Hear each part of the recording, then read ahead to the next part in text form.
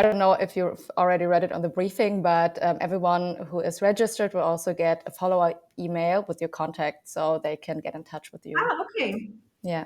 Okay, cool. And like So we're LinkedIn already or... live, but like, let's just, give it a couple of seconds. So it's also like that all the emails need to be sent out, etc. And, like the technical things always need a little time. But I think it's always nice to, start a little like in a relaxed way and then see that we slowly start with the introductions, maybe in a couple of like seconds after we've been doing a couple of deep breaths. Yes. Do you guys or girls actually like? Do you see like? Can you like really acknowledge it's end of March? So because like I was honestly like going through and I was like, yeah, like I think we organized, or you both organized in November, right? Like that we're going to meet in March or something, like end of last year. And I thought like, yeah, March is so far away. And now I'm like, how is that possible? Okay. So I'm very happy that a couple of you already signed in or are here live with us.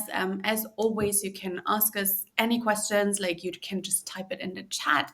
But of course, you can also let us know either on LinkedIn or wherever you like. You can hand in your questions, and we're happy to answer everything.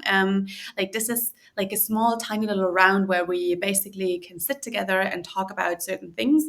Because again, like no one has really like created the future just yet. So it's really important that we all come together and discuss about certain topics to see like if we can learn something from one another, if we can inspire each other, etc. So I'm Julia. I'm the founder of Unwind Your Mind, and with Unwind Your Mind, our main goal is to really like give people tools to really reduce their stress or like deal better with stress. So that's like that's the main goal from our side. So we also realized that it's maybe good to come up with some lunch and learn events where we really come together and again like inspire each other, talk to one another, and see what we can do all together, or what is maybe also needed in terms of being future-proof and creating ourselves like skills for a future that doesn't exist really right now. And I'm now handing over to Angie. Yeah, thanks so much. Hello everyone. Also from me, I'm Angie and a team member at Unwind Your Mind, and I'm super excited to be here today to learn more about the topic of toxic leadership. And you can always put your questions either in the LinkedIn as a comment or here in Vimeo as a question, and Julia and I will keep an eye out for it. And now I think I'd like to welcome Kasia as our guest speaker, who will now introduce herself first and then give us a great overview over the topic. Great, thank you very much. So I will start sharing my screen. I have a presentation and my introduction is in it. So give me 1 second.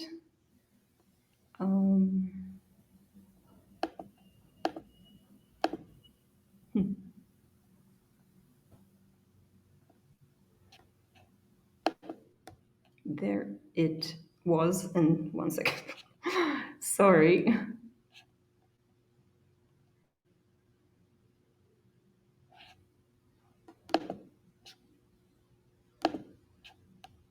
Okay, I figured it out. No worries. There we are. Okay, so yes, we're talking about toxic leadership today, and this is me. My name is Kasia, and I focus on human dignity and exploitation of vulnerability. I am a founder of Vent, which is an early stage startup, and we are building a platform to support people working under toxic leaders. We want to spread awareness, and we want to bring more accountability for the harm caused. I'm also running an NGO which is focusing on human trafficking prevention, and we do political education of youth about the topic of forced prostitution in Germany, and that's Light Up Germany. My educational background is in social anthropology, and I also have a master's in global crime, justice, and security from the University of Edinburgh. And my work experience is quite wide. During my studies, I didn't receive any funding, which meant that I had to work while I was studying. And this is how I ended up gathering different experiences over the past 18 years. I worked in 5 countries. I counted recently, partly for the purpose of this presentation, how many superiors I had, and it comes up to over 15, and they all had very different backgrounds. So yeah, from Thai to Scottish, German, Maltese, Polish, and some other as well. And I worked in different industries, and including tech, leadership, development consulting, public institutions, and non-governmental institutions, which gave me a really wide overview of different leadership styles and different contexts. And also in my jobs, I also held leadership positions prior to the event and Light Up Germany as well. So I got the perspective from both fronts. But why did I decide to focus on toxic leadership? So one thing, which is probably the most usual thing for a person starting a business, is the own problem with the topic. So my own experience, I had many bosses, and a couple of them had a very negative impact on me and on my colleagues. And this was something that I was wondering on, analyzing and seeing the situation also from the perspective of being in a leadership position. I thought something was quite off with it, and then I decided to speak to other people about it and to hear their stories, to find what is maybe a pattern, what is happening there. So it was last summer when I came up with the idea to build this startup that I conducted some interviews. In the end, it was over 40 people I spoke to, and they were from many different backgrounds, very international, and also contexts were completely different. So these stories also showed me how deep the impact goes and how bad it can be. It really ends up destroying people's lives, and I thought it's really worthwhile digging deeper into the topic. So I moved on to doing proper research and reading about it from academics and psychologists, and looking a bit at the legal side of things, so to get a wider picture and to start thinking about how could it be solved. I don't have that answer yet fully, but we're getting there.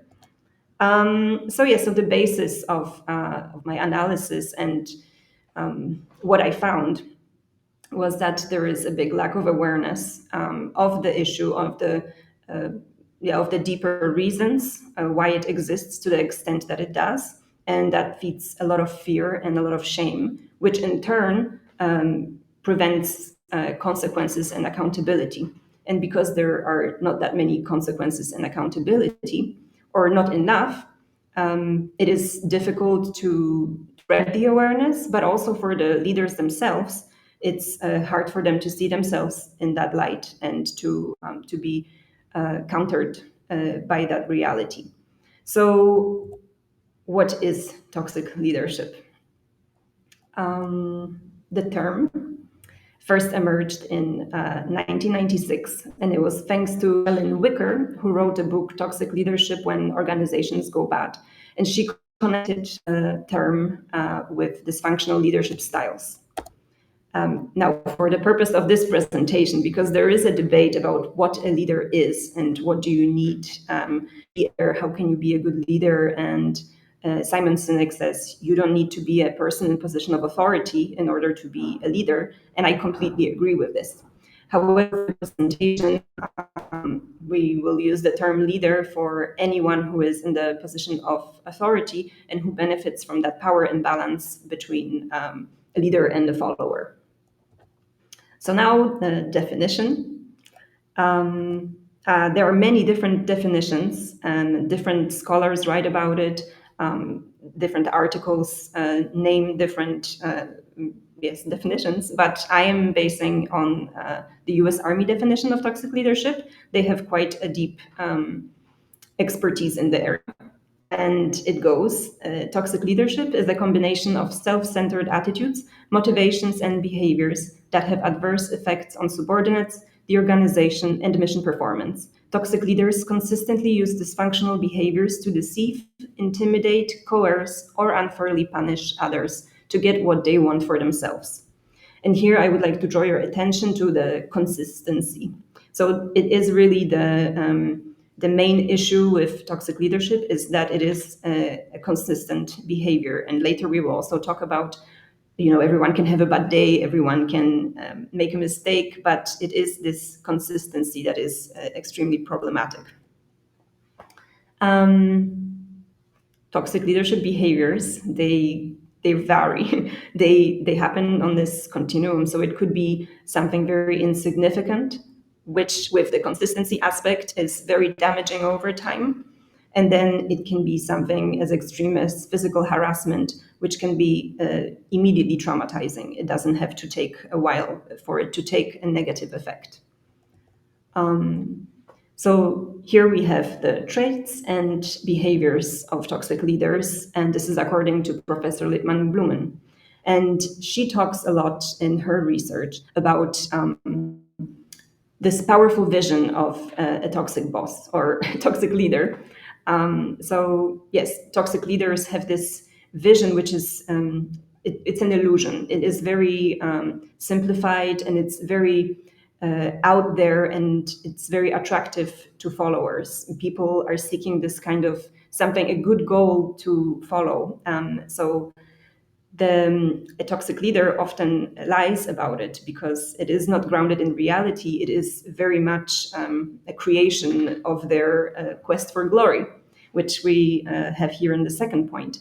And because the quest of for the glory is so strong, it is really such an outsized ambition that puts everything else as the second or even further down the line, less of a priority.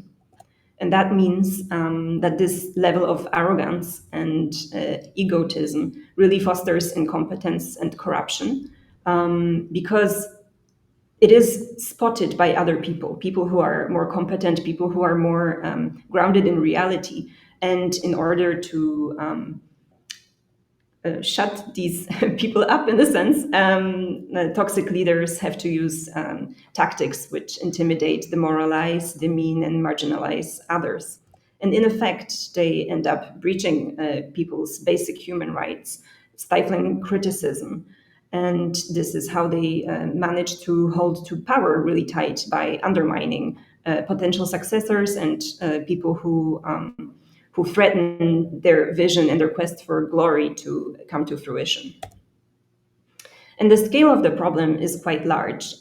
This data is from the International Labour Organization, and they did research which they published last year, towards the end of last year. And we have 3.3 billion people who are currently working around the world. And over 1 in 5 of these people, so 750 million working people, experience harassment and violence at work. And what is worse is half of them never tell anyone. It's because they think that talking about it is a waste of time. They're afraid for their reputation. They don't trust the existing solutions. They don't know what to do, or they are afraid for punishment. And this is another interesting statistic, and this is from the State of the Global Workplace report from 2022. And on average, we spend 81,396 hours of life working. And then the only other thing we do longer than that is sleeping. So just seeing this scale, how much time we spend at work, it is really important that the quality of our experiences there is good. It cannot be that damaging. So now we will jump into the impact of toxic leadership. But before we do, I will just take a little sip, and you can ponder on that point. And we're back.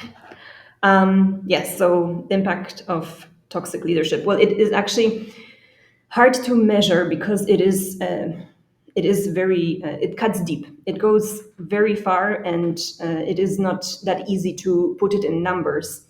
But there is this quote from Professor Lippmann-Blumen, and she says that toxic leaders leave followers decidedly worse off than they found them. And this is true for every toxic leader. And then when we go deeper into the topic, we can see so that well-being is impacted. Being treated badly, being treated unfairly, being abused and harassed, it elevates stress levels. Being overworked, that leads to burnout. The levels of stress, they impact our brain functions. The cortisol goes so high up that we are not able to think properly. Our problem solving goes down, and we end up with mental health issues, and that leads even to physical illness. So it is it's a snowball effect of stress. And that then has an impact on our individual and private lives. It brings immense strain on our relationships, and then unfulfilled potential, loss of creative power. Just imagine when you are in such a stress, and there is damage happening to your self-esteem and how your brain is functioning on different levels for different people.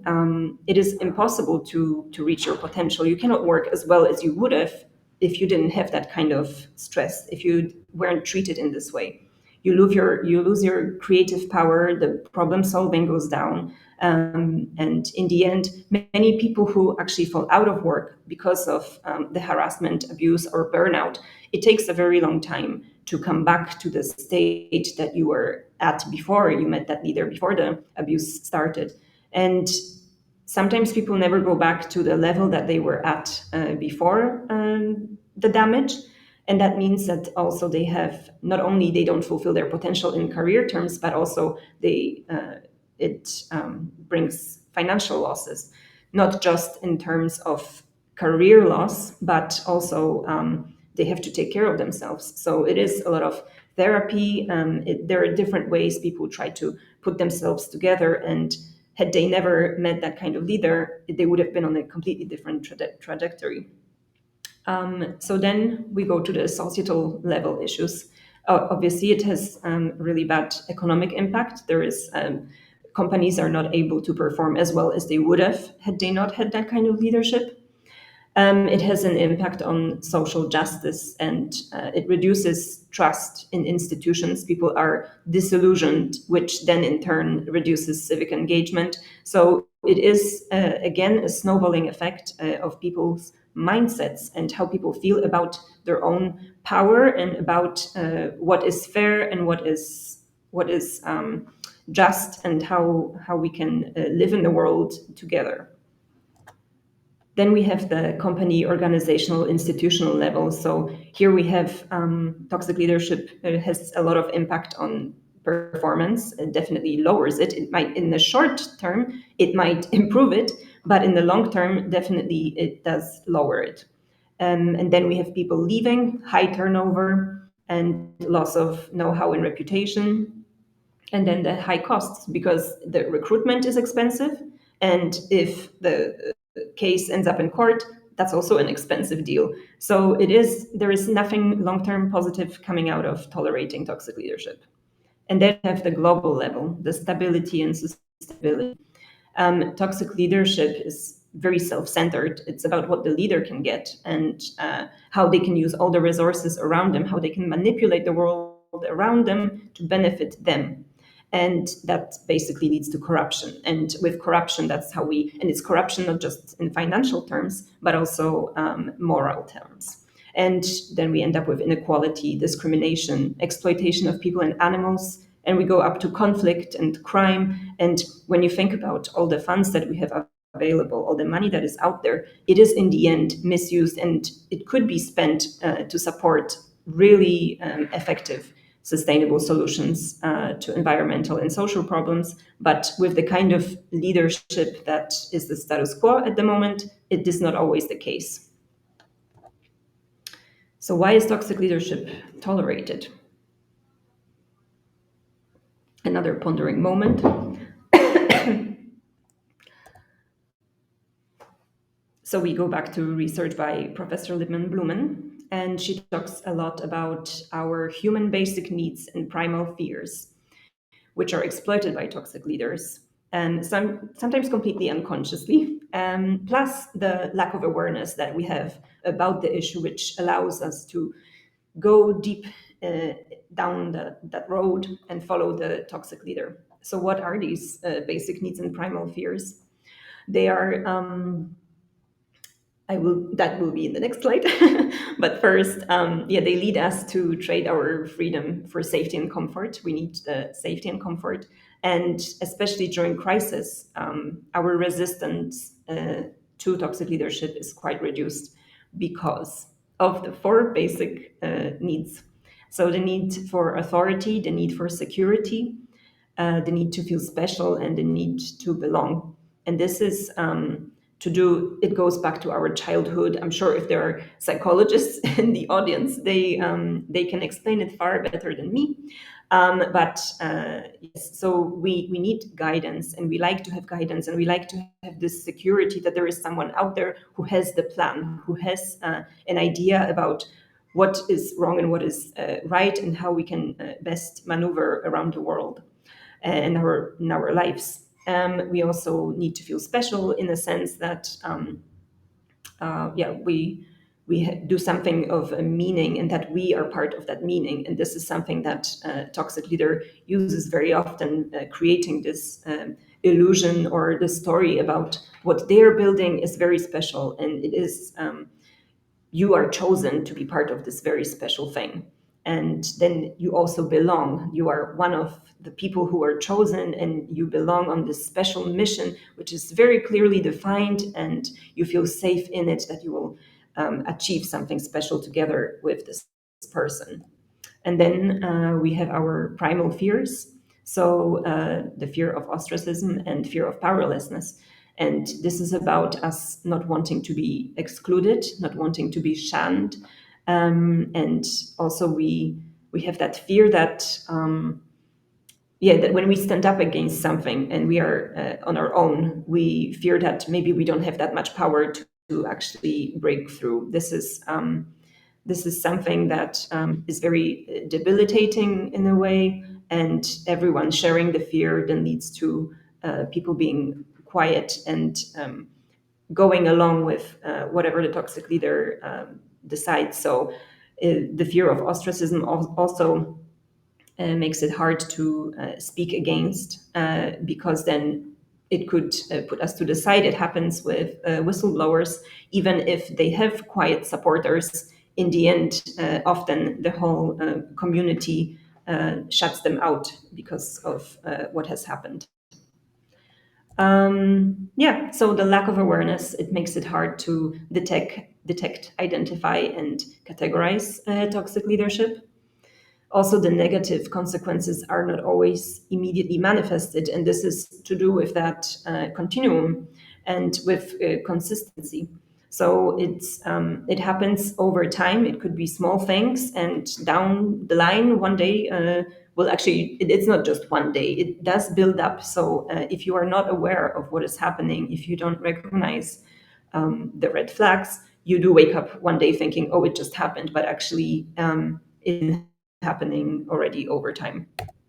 And then there are the quick wins and benefits for the circle of supporters. And that's to do with that need of being recognized and chosen. And the people closest to the toxic leader, they benefit a lot. And the higher the toxic leader is, the more they have to offer. So again, when you're trying to stand up against toxic leadership, it is not just that toxic leader that you're targeting. You're actually standing up against the whole circle of supporters who would feel like they're losing something if they allow for that toxic leader to fall, so to say. Then we're on the stereotypes, which, as always, make it hard to correctly identify a toxic leader, and they make it shameful to be identified as a target. So what do I mean with this? Stereotypically, a toxic leader is someone who is motivated solely by power and retribution, overbearing, aggressive, unpopular, a misfit, poor communicator, and insensitive to the feelings of others. And these things put that kind of image in our mind. So the person is super easy to spot because they're just so loud and so negative and they don't belong. And you immediately can tell, oh, that is a bully, that is someone who is toxic and destructive. But in reality, a toxic leader can be very charming and very popular, especially amongst their peers. They are very charming towards their superiors. They're very charming towards clients. They're very calculated in that as well, and they sabotage. And it's this slow burn effect where it takes a longer time with the little shots of toxicity of the toxin, and because they have such a good image, it's sometimes it makes it even harder to be believed or to have the power to break through and communicate what is really happening.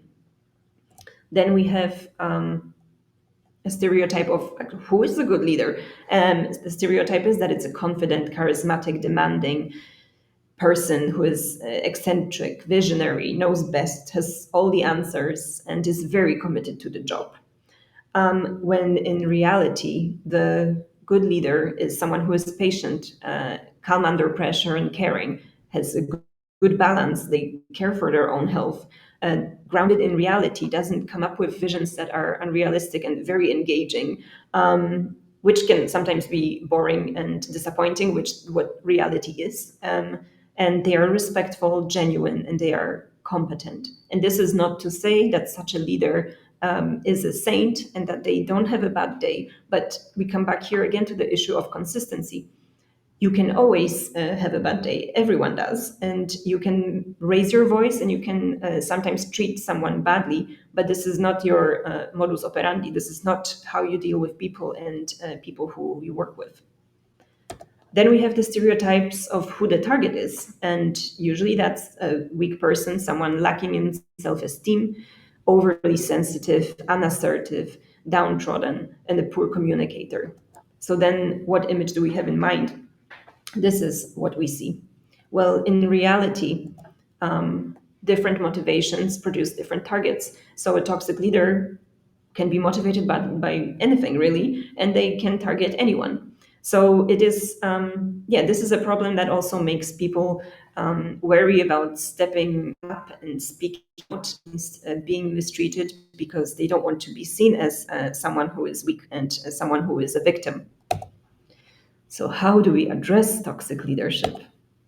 On the organizational level, Professor Liebman-Blumen suggests the setting boundaries. So there are impersonal ways to do that. And that's the preventive measures, for example, limiting the contracts for leaders and having a neutral person who can look into the organization and give recommendations, monitoring how things are going. It is also important to have procedures in place that lead to serious consequences, because there is nothing worse than having procedures in a company that are leading to nothing. It really is demoralizing and demotivating. So there has to be a consequence. And there has to be regular town meetings in which leaders answer to all stakeholders. And there have to be reasonably accessible mechanism for processes of recalling toxic leaders. Another, on a high organizational level, the International Labour Organization produced a recommendation on violence and harassment, on preventing and dealing with violence and harassment at work. And they also published a report towards the end of last year, which was the first survey into the experiences of violence and harassment at work that has ever been done. It's accessible on their website, and it's a very interesting read. They also have a short video about it. And we are based in Germany, so I can only speak to that right now. I didn't do research internationally yet, but there are also national guidances for dealing with harassment, and especially here we have the risk assessment of mental stress, which also gives, by the Federal Institute for Occupational Safety and Health in Germany. And it gives also recommendations on how to deal with it and how to prevent it. And that includes also cases of abuse by management. So when you're a leader yourself, this is a screenshot from Gallup, where they focus on the well-being, and they talk about how important it is to develop managers, to change this mindset from a manager and a leader as being someone who is bossing around and someone who is being served. It's about serving, and it is about being a coach. And then those who are not willing to change their ways, so the leaders who are abusive and who are not serving the team very well, even if they reach the targets, if they are not good for the people, they should be removed. And the risk is too high. Even if temporarily they bring good benefits, it is not the right way to deal with a toxic leader, by ignoring the red flags and leaving them in place because it's convenient for the company in the short term. There. So wait, there. Yeah, and it's a very important thing as a leader to learn to manage your stress, not only your stress, but also the stress of your team, because it is in those stressful situations that this dark side comes out. We all have our weaknesses, we all have the shadow side inside of us, and it comes out when we're stressed. So if you cannot recognize what your triggers are, if you cannot recognize how you are dealing in stressful situations, that's your blind spot, and that is very damaging and can be extremely damaging to your relationship with not just your coworkers, but with people in general. And it is very important that you know how to deal with stress and how to not put it on your teams, because then their dark side comes out and you're in this circle of conflict without end until people get sick. As a target, you have to recognize that there is this saying, oh, a boss is a boss and just everyone has to suffer at work. But actually, no, when you are being abused, when you are going through this sort of hardship, it is an infringement on your human rights. It is a denial of your dignity. And no amount of stress is a justification for being treated in this way. So you are entitled to be treated with dignity and respect at all time. And you have to recognize that there is a really big mass of people who are going through the same thing, because I know it feels like it's just you, and often you don't recognize that it is maybe it is a bigger social issue, but it is. So it's important that you find a community and people who can talk about it. And this is what we're trying to build with Vent. We are creating a platform which can bring all the voices together so that it is not a taboo topic anymore. And currently we don't have the website yet, but if you're interested in becoming part of this community, this is my LinkedIn. And as we are developing, the community will be growing, and we will also create an appropriate space for that, so you can stay tuned in this way. So what are group strategies that can be used? So first of all, a toxic leader doesn't wake up one day, they get into a leadership position, and then they wake up and decide that from today onwards, I will be an ass.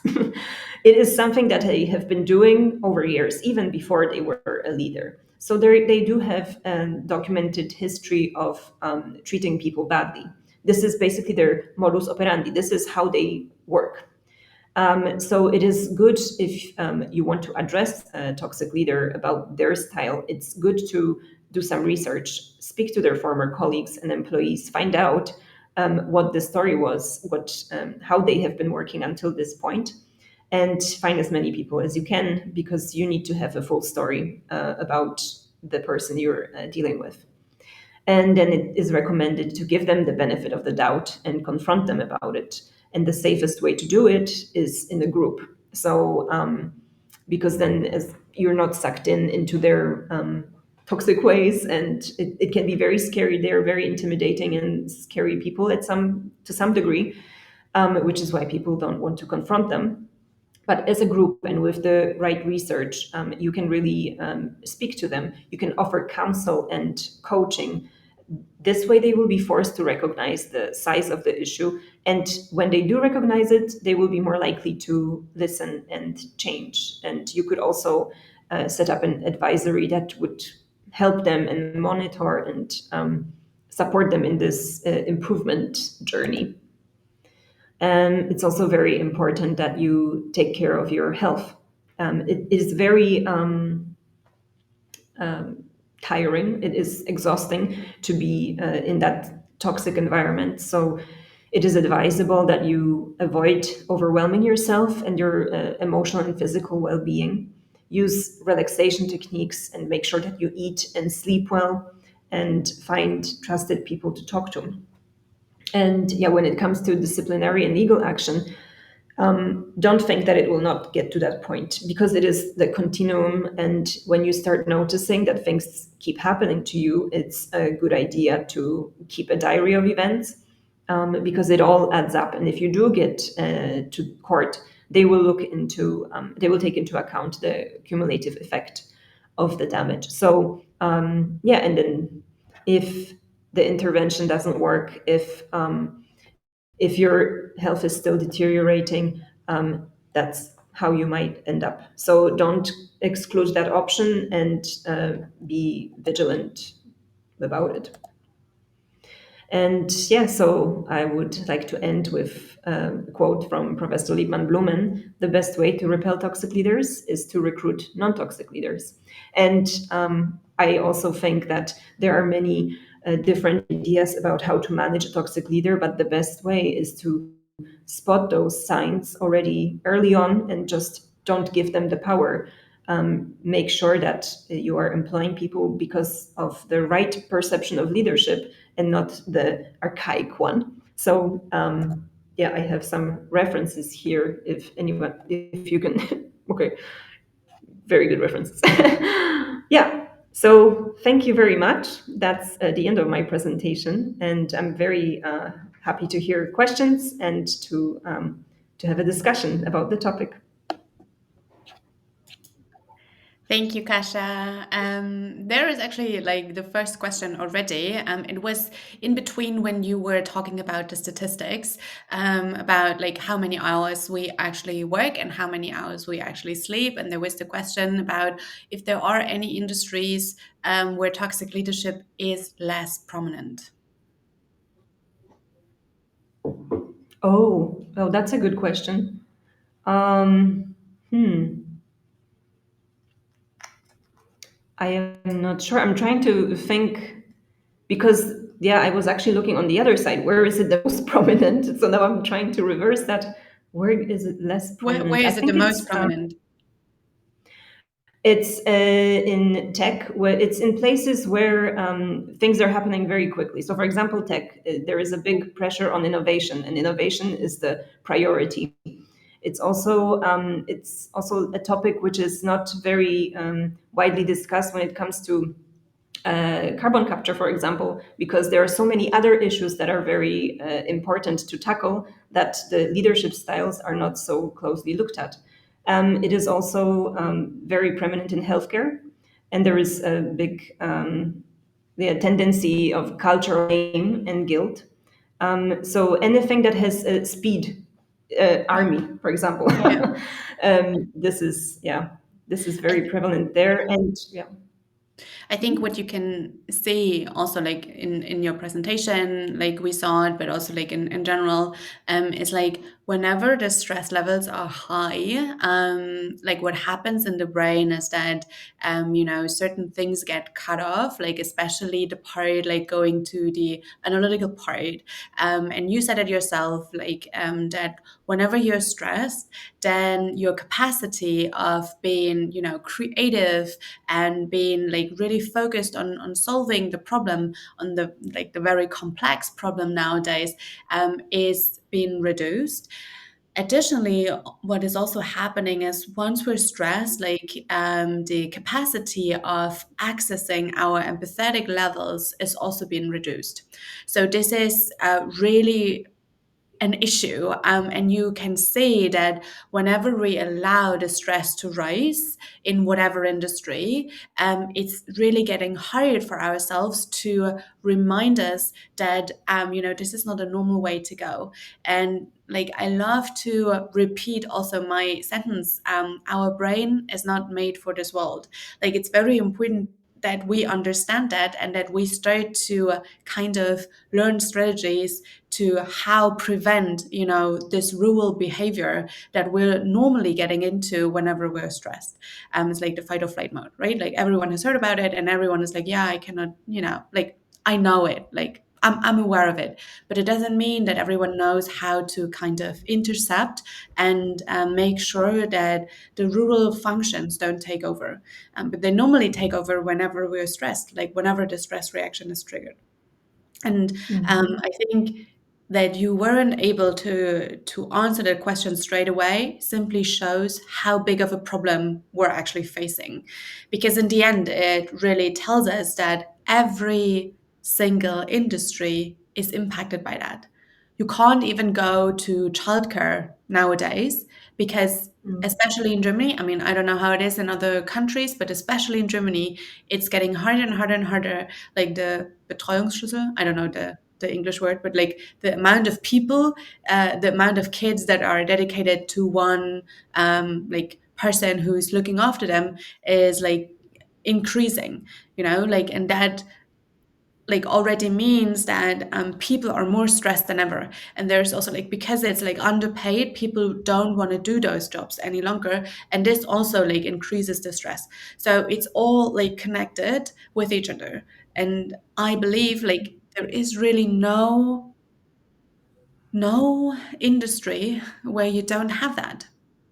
Maybe Yeah, it's yeah, wrong. that's what I was thinking. Yeah, I was just thinking, like, what doesn't cause that much stress? Maybe if you go into like to any tribes that are really Maybe, like only like rely on themselves or so. or if you work with animals, I don't know. What if you Yeah. work with animals? Maybe it is less stressful when you're taking care of, It is. I yeah, mean, like animals. dogs, for example, they're like there's research showing that dogs are really releasing oxytocin. Oxytocin is the like hormone that is helping you to really reduce all the other hormone levels, like again, and then it really helps you to reduce or like to cope better with stress. So can be, yeah.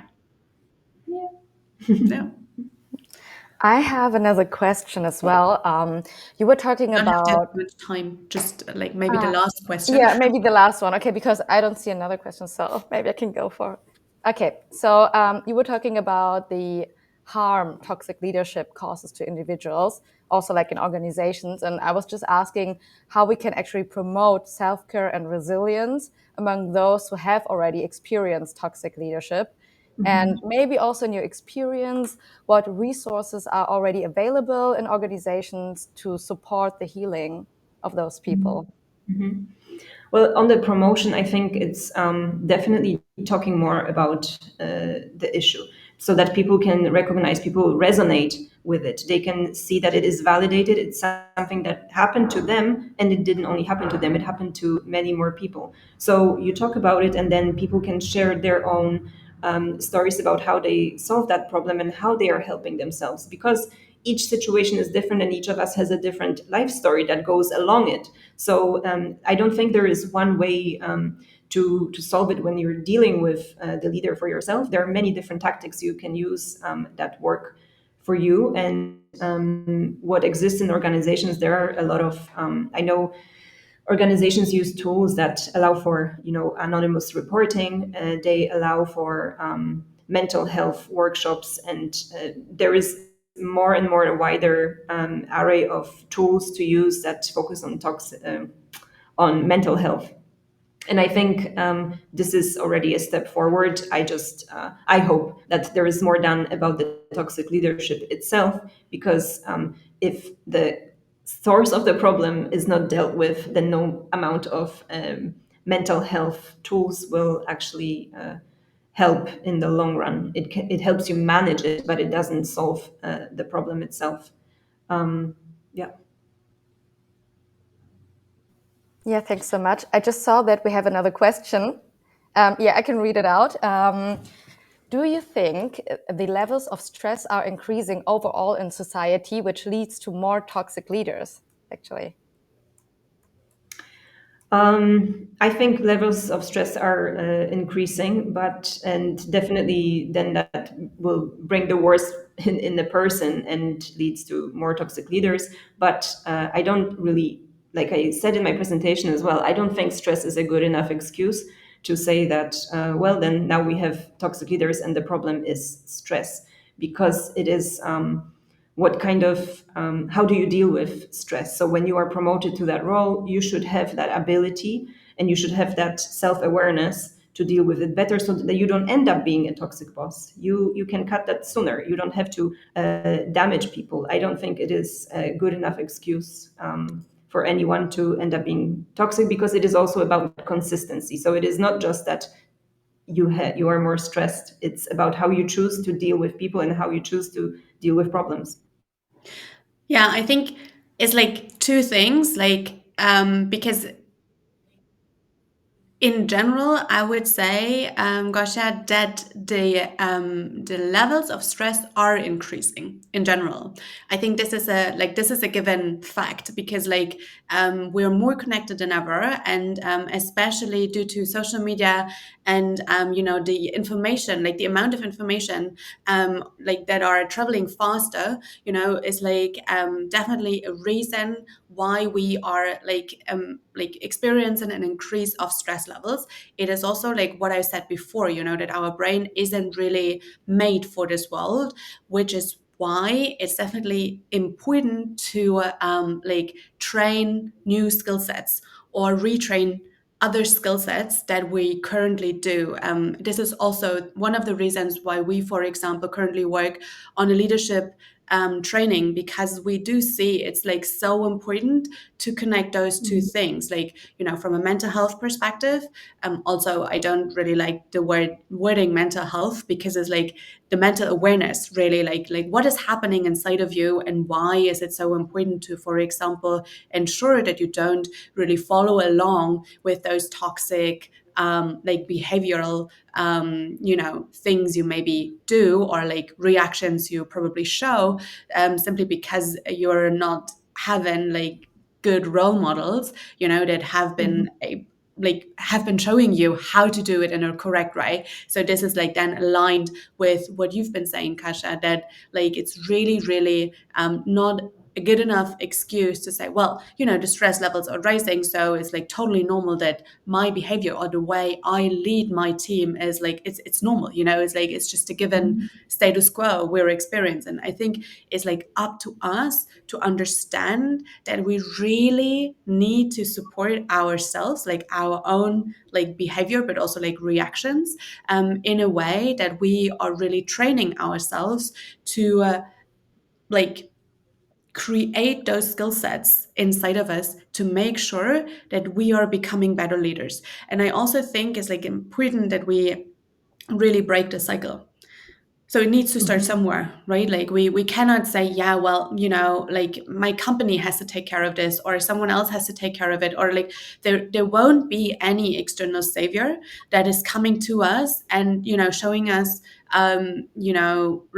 or that in general, there's nothing coming from the external side that we can Yeah. then like change our behavior. Like we really need to like make ourselves aware of this topic. So why, this is why we're also doing this lunch and learn. And thank you again, like also for sharing all of your knowledge and wisdom with it. But then on the second step is important to act on it. Yeah. Yeah, and I completely agree. The self-awareness, it all starts there, because when we recognize like what kind of basic needs we have and what are those fears, they will not be as exploited as much for whatever part in our life. So it is about learning about yourself, and it starts with you. It Yeah, does. Yeah. yeah. All right. So we're super sorry that we slightly went over time. It's normal like that this happens, because like all those topics are always so interesting. But like I wrote already in the chat, like please reach out to us, send us your questions, and we will hand them over to Kasia, and then we'll answer them in the email. And then you also will get the replay. You also get the contact details of Kasia, so you can always reach out to her. And if you have any interest in, for example, the leadership training, then you can also reach out to us, because we're slowly starting with the waiting list and everything. And we really want to make sure to break the cycle and to support everyone out there also. So yeah, thank you all for your time. Thank you for lunching and learning together with us. And then have an amazing start into April, like into the second quarter of this year already. Great. Yeah. Thank you very much from me too. Thanks Thank so you. much, Bye. everyone. Bye. Bye.